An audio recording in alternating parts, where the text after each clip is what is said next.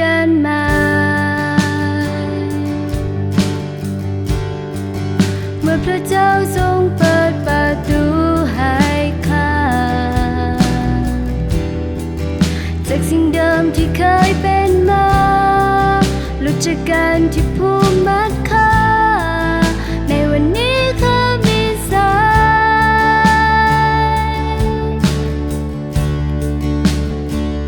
และดูกันมาเมื่อพระเจ้านำชีวิตข้าคืนไป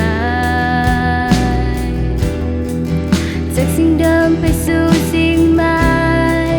ก้าวออกไปสู่การหับสา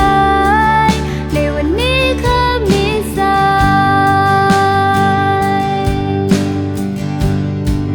ข้าจะบินขึ้นไปสู่ฟ้าบินด้วยเสรีภาพองค์พระวิญญาณว่าพระองค์ทรงนำข้าไปเมื่อข้าพร้อมเหตุตามพระทัยในวันนี้ข้าขอพระคุณและดูกันมาเมื่อพระเจ้าทรงเปิดประตูให้ข้าจากสิ่งเดิมที่เคยเป็นมา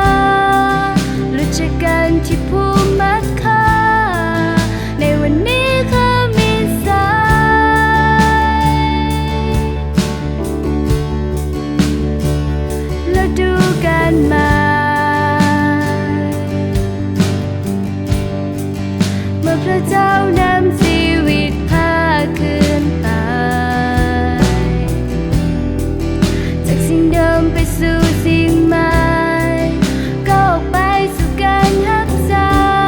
ยในวันนี้ข้ามีสายข้าจะบินขึ้นไปสู่ฟ้าบินด้วยเสรีภาพองค์พระวิญญาณว่าพระองค์ทรงนำข้าไปเมื่อข้าพร้อมเหตุตามพระทัยในวันนี้ข้าขอพระคุณข้าจะบินขึ้นไปสู่ฟ้าบินด้วยเสรีภาพองค์พระวิญญาณว่าพระองค์ทรงนำข้าไปเมื่อข้าพร้อมเหตุตามพระทัย